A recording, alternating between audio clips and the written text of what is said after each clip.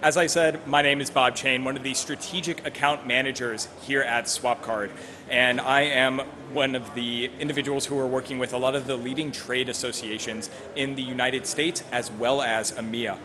And a little bit on my background is I came from the general services contractor world. So really I am looking to bring that in-person live first experience to the event technology world. And really that's one of the things that actually first attracted me to SwapCard specifically was that SwapCard was founded in 2013 as an in-person event app. So really it brings the same type of mentality to all the experiences from a hybrid, virtual, or even community perspective.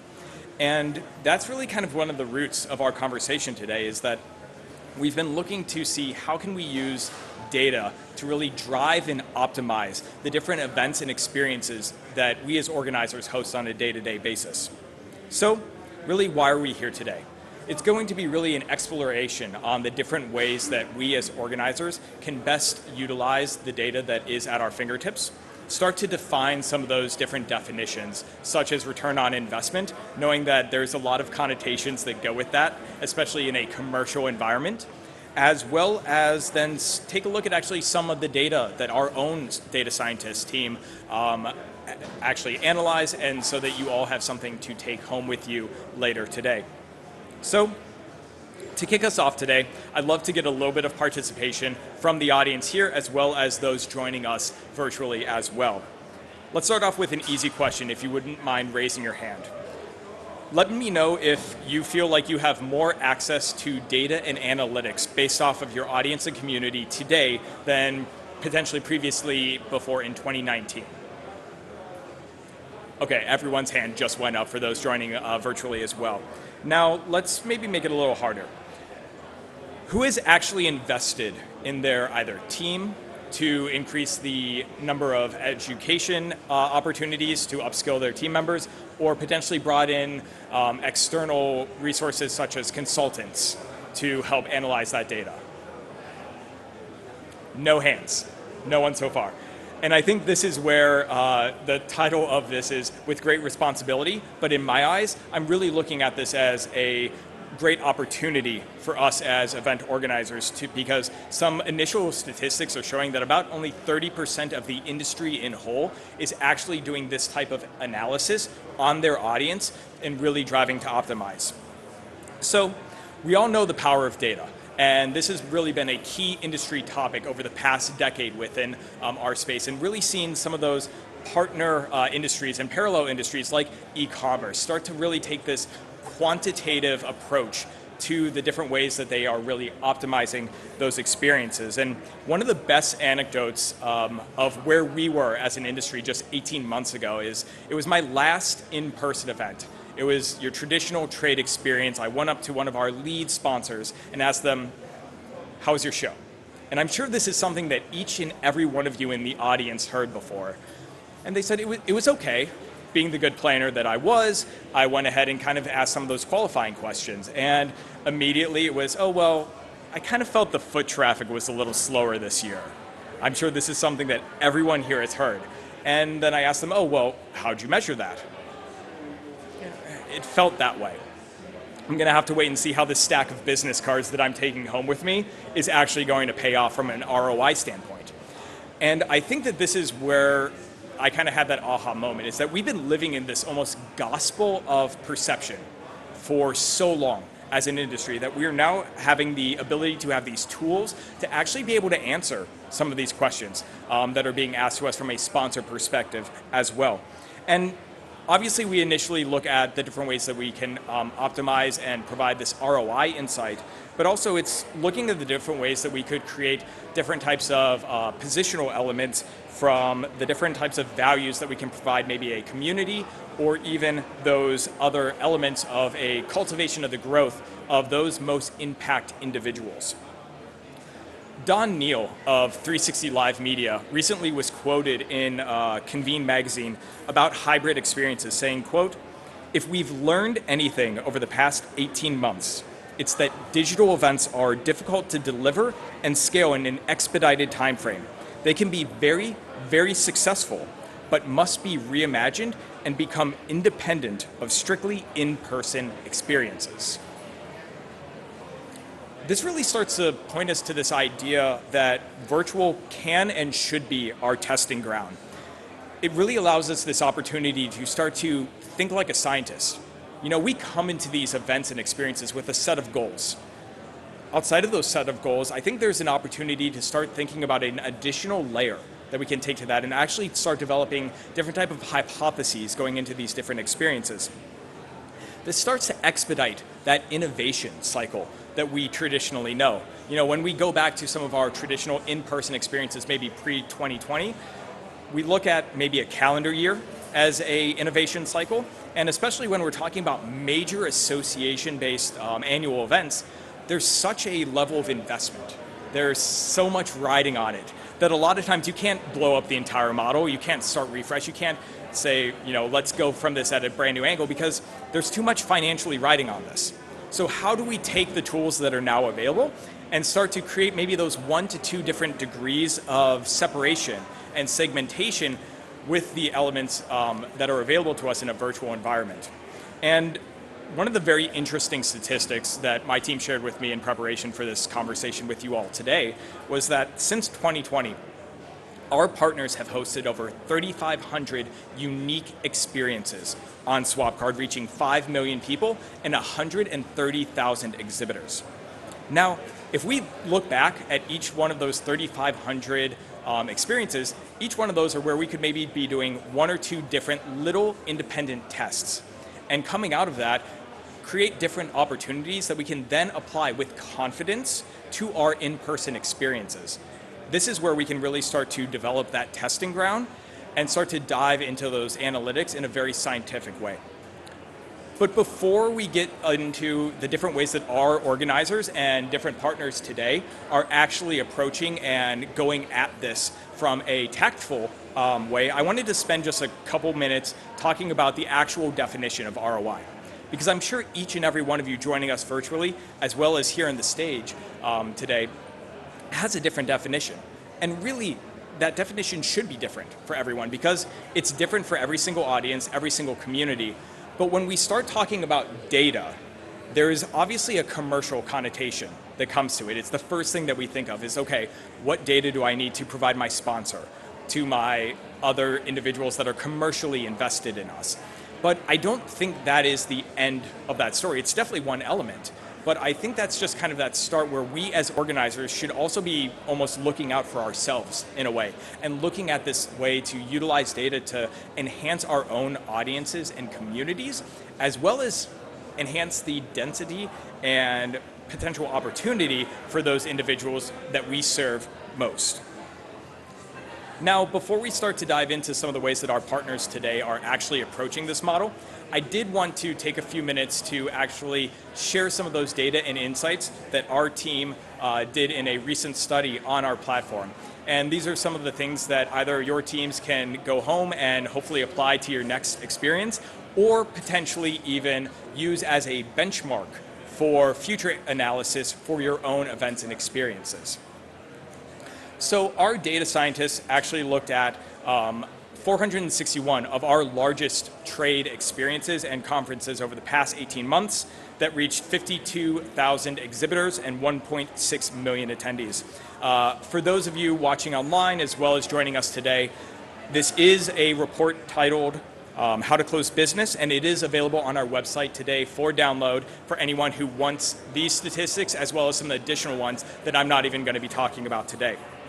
So one of the things that we found is that when we're talking about a virtual first experience, we found that in a 2-day event, 80% of all leads or networking requests were generated before the first second of the first session ever went out.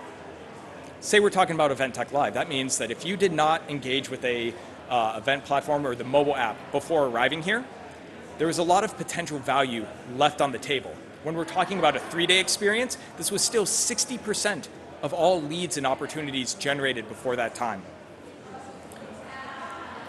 The next thing we did was segmented these leads between outbound and inbound requests. And obviously identifying the idea that Inbound requests are some of your hottest, most buyer intent opportunities coming to you as a sponsor, as a exhibitor, as a business individual. And what we found was that majority of these happened after the experience wrapped up, and that 41.8% of all of these requests went unanswered. 41.8%. That's a lot of value being left on the table, and kind of points to the different ways that people go from our event or our ecosystem and take it to a LinkedIn or to a direct mail. And that's something we'll definitely touch on here in a moment. Finally, the one thing that everyone here knows, content is king. When we're talking about virtual first experiences, 80% of an individual's time during those defined event days are strictly on content. In a conference setting, that's 89%. But one of the things that I did want to point out here is that obviously if people are engaging with the content, also think about your event agenda. Obviously, we sell these banner ads on the home pages of these platforms. You know, SwapCard has it as well, a direct banner ad on that homepage. But what is the next most valuable thing that you as an organizer could potentially monetize? We found that 60% of all click-through leads came directly from that agenda. So this is a key opportunity for brand recognition, as well as the opportunity to directly generate leads as well. So the key takeaways today is that we do have a proven vehicle over the past 15 months to expand that experience from traditionally a 2 to 3 day event in a physical location to bring in additional virtual elements. Now, one of the things that I often hear from my organizer partners when working with them is that, Bob, I'm planning a 2 to 3 day on-site event. Do you see everything going on around me? Do you think, how can I do this in a 10 or 14 day virtual environment, create a hybrid experience? But think about all those different opportunities that you as an organizer maybe gather your attendees leading up to the event. Think about maybe a know before you go session, those first time attendee or exhibitor programs, maybe even those micro organizations or micro groups that you connect before even arriving on site. These are things we've been doing for a decade plus as organizers, but now we have the opportunity and an ecosystem to bring them all under one house and start to layer in these different levels of engagement and testing. And this can really be that way that we start to understand how people are engaging across medium or omni-channel, as you read in all the industry publications, and start to understand how these people are driving from a customer journey perspective.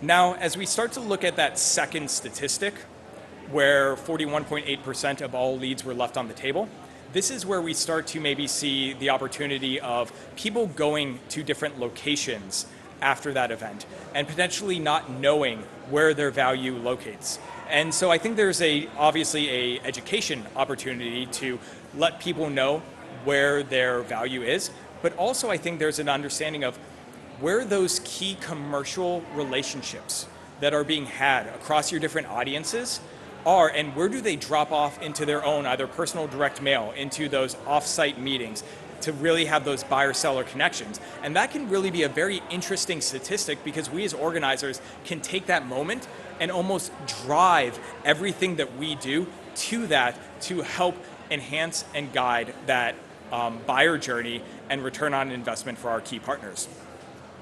Finally, the third and final statistic that we shared, content is king.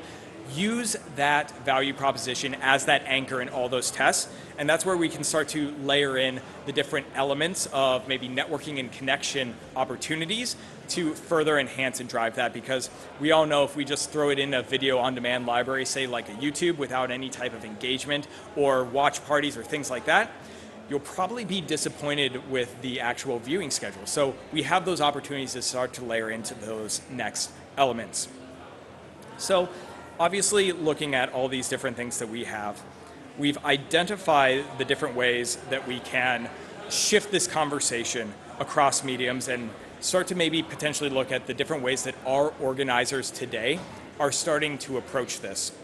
And today, when we look at some of the major media organizers and partners of SwapCards, they're starting to really make key investments in their own team, either internally or externally within the marketplace. We spoke with Caroline Hicks, the portfolio director of Informa Tech Automotive Division, a SwapCard client, where she's actually embarking on an 18-month data apprenticeship, where she is actually having this course in education paid for by her employer. And obviously she's going the formal education route. But there's a lot of other opportunities out there, whether it be through LinkedIn Learning, whether it be through Coursera, or even some of those industry certifications. But really when we asked her, why are you investing 18 months into becoming a true data analyst, and why is your company investing this in you and fronting this capital investment as well? It's that she knows that there's going to be a quantitative approach moving forward to our space, knowing that our marketing dollars are going to be more and more scrutinized and in a more and more highly competitive environment, especially as we look at digital advertising, who can tell you exactly the number of people who clicked through, the number of people who saw it, and these are the different types of analytics that we can start to provide our corporate partners. But in-house education may not be for everyone.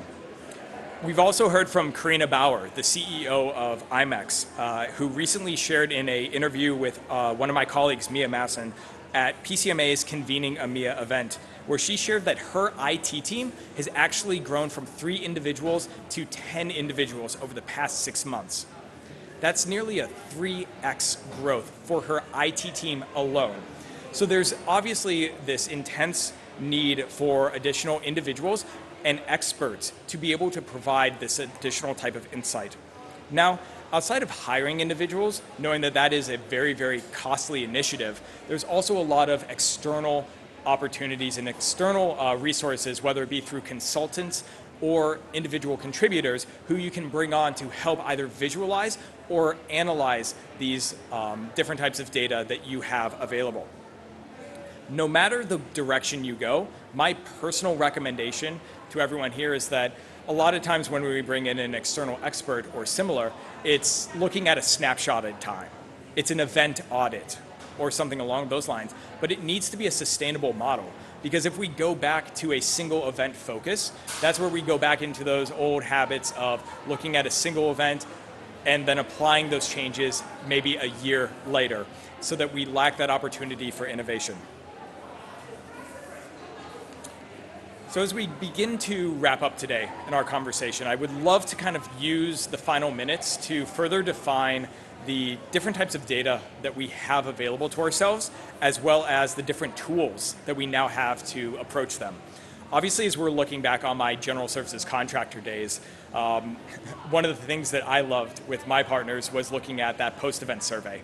It's something that we all cherish and we all review, reading those paragraphs of insights provided to us. But once again, that's a lot of that world of perception. What led this individual to give us a survey score that was either positive or negative? What led them to share these type of insights? What was their journey throughout the experience? This is where we can start to take maybe some of that registration data, that understanding of who they are as an individual, where they are in their career, potentially that media or marketing data to see where they came from, what environment did they enter our community, and then start to layer in platform data like swap cards through their behavioral elements, and then even those keeping those post-show surveys to almost create this Venn diagram of different data stacks that we have available to us as organizers, and find that holistic story, that front-to-end story to understand how we can best organize those different environments.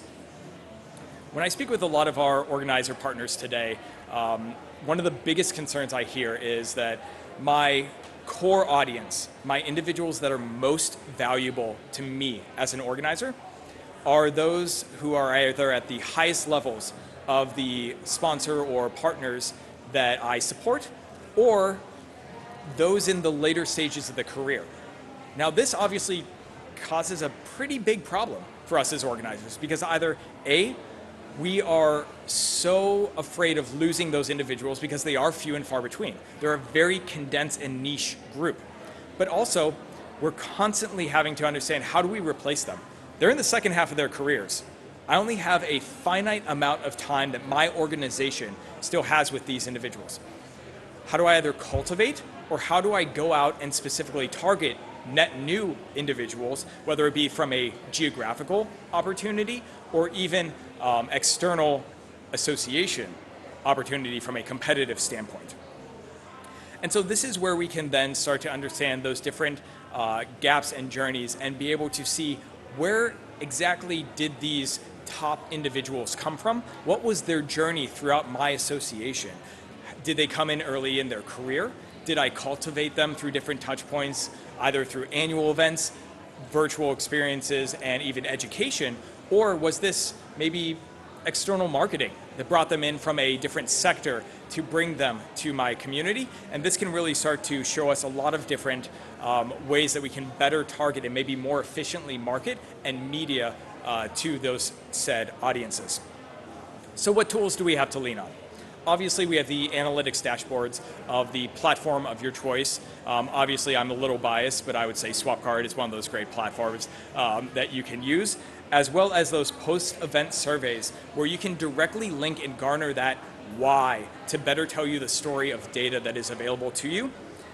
Taking a look at those social media analytics, see where those people are coming to you from, and also where they're engaging externally to your community. You know, should you be going to LinkedIn? Should you be going to another maybe community website such as Twitch or something like that?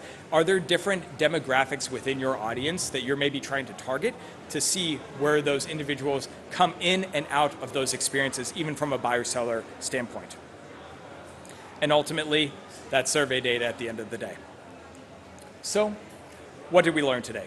Obviously, we have more data available to ourselves than ever before. There's starting to be a lot of different key industry, either providers as well as organizers, that are starting to invest both internally or externally in a sustainable manner, because they know that this data analysis element in question is going to be one that's going to be consistently brought up from a standpoint of their own sponsors and exhibitors, but as well as those internal stakeholders. Finally, as I shared in the opening comment, only 30% of organizers that we surveyed are doing this today. So this means that there is still a lot of opportunity to get ahead of this. This is where we as organizers potentially could even have a leg up on competing events and organizations. Finally, and most importantly, don't let stacks of data go unused. Once you have that data, we make sure that you analyze them and layer them across multiple mediums to best understand and improve the efficiency and effectiveness of the events and experiences that we as organizers provide. Thank you very much. Okay, thank you. Now, unless I'm not using this platform properly, I don't see any questions. No? Okay. Does anyone have any questions? Surely we have a wealth of knowledge here. No? You just, here we go, come on. I can't actually give you the mic, but just.